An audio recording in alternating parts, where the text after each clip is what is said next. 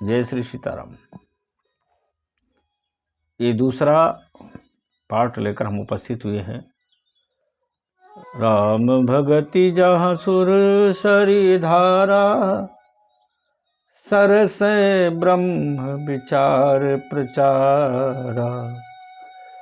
विधि निषेध में कलिमल हरनी, करम कथा रविनंदन बरनी। पिछले पार्ट में हम भक्ति की दुर्लभता की चर्चा कर रहे थे। भक्ति गंगा है, जिसे गंगा अत्यंत दुर्लभ थी, ऐसे भक्ति भी अत्यंत दुर्लभ है। दुर्लभता की चर्चा मैंने आपके समक्ष की। आज इस दूसरे पार्ट में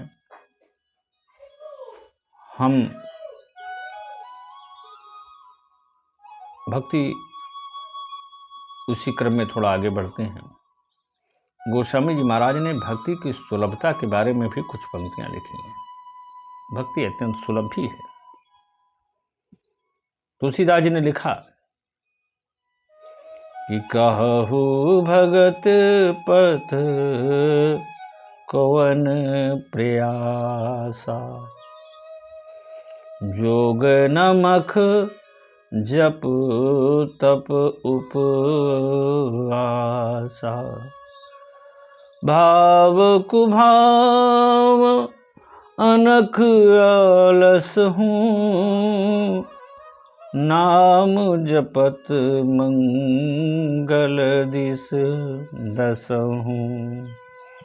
यह भक्ति गंगा का वह रूप है जो साधारण मर्त धर्मा मानव को भी आश्वस्त करता है कि वह भी प्रभु की कृपा का अधिकारी हो सकता है। संत समाज प्रधानता इसी भक्ति का प्रचारक है।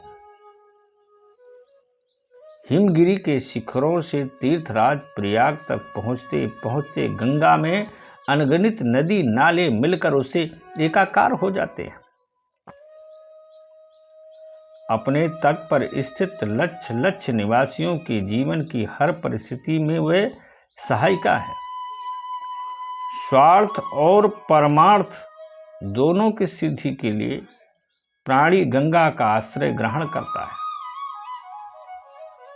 संगत ना होने पर भोली भाली नारियां गंगा की मनौती मनाती हैं और लोक गीतों में उन्हें गंगा का आशीर्वाद प्राप्त होता है। सुना होगा, नवे महीनवा होरिल तो ही हुई है, तब वे यह आशीर्वाद पाकर गदगद हो जाती है। गंगा किसान के लिए धान्य देती हैं। उनका जल स्वच्छता और तृप्त होता है, स्वच्छ और तृप्त होता है, तृप्ति देता है। ना केवल जीवन काल में ही अपितु मृत्यु के बेला में भी गंगा के तट पर पहुंचने की बलवती आकांक्षा उसे व्याकुल बना देती है। गंगा तट पर उसकी चिता सजाई जाती है एवं भस्म होकर राख के रूप में परिणित उसका शरीर गंगा में प्रवाहित हो जाता है। उसका यह विश्वास है कि जीवन में उससे अनगिनत त्रुटियां क्यों न हुई हो, किंतु पतित पावनी गंगा के संस्पर्श से वो धुल सकती है। उसे मृत्यु के पश्चात भी विष्णु और शिवलोक ही प्राप्त होगा। यह विश्वास रहीम को इतना अनुप्राणित करता है कि वह गंगा से कह उठते हैं, माँ, मैं जानता हूं कि मृत्यु के पश्चात तुम्हारी कृपा से शिव अथवा विष्णु नहीं ही बनूंगा, पर मेरी यही प्रार्थना है कि तुम मुझे शिव बनाना, विष्णु नहीं। विष्णु रूप में तुम मेरे चरणों में रहो या मुझे असह्य है, मैं सही नहीं सकता। मैं तो यही चाहता हूं कि हे मां, शिव बनकर सर्वदा तुम्हें अपने मस्तक पर धारण किए रहूं। अच्युत चरण तरंगनी शिव सरिमालति भाल, मोहिन बनायब सुरेसरी, कीजियो देव भाल। कवितावली में गोस्वामी जी का भी यही स्वर गुंजता है। गोस्वामी जी कवितावली में कहते हैं, बार तिहारी निहारी मुरारी, भय पर से पद पाप लहोगो, ईस हो शीस धरो पे डरो, प्रभु की ममता बड़े दोष दहोगो। बरुबार ही बार शरीर धरो, रघुबीर को है सब तीर रहोगो, भागीरथी बिन मोह कर जोरी, बहोरी नखोर लगे सो कहूँगो। वात्सल्यमयी भक्ति गंगा के प्रति ही श्रद्धा जन मन को अनुप्रामाणित करती है। वह अपनी छोटी से छोटी आवश्यकताओं के लिए भी प्रभु से प्रार्थना करता है। न केवल परमार्थ अपनी स्वार्थ की भगवत कृपा से सिद्ध हो सकता है कि यह आश्वासन उसे आत्मग्लानि से बचाता है, क्योंकि उसे यह ज्ञात है कि मांगने पर समाज में व्यक्ति का सम्मान नहीं रह जाता,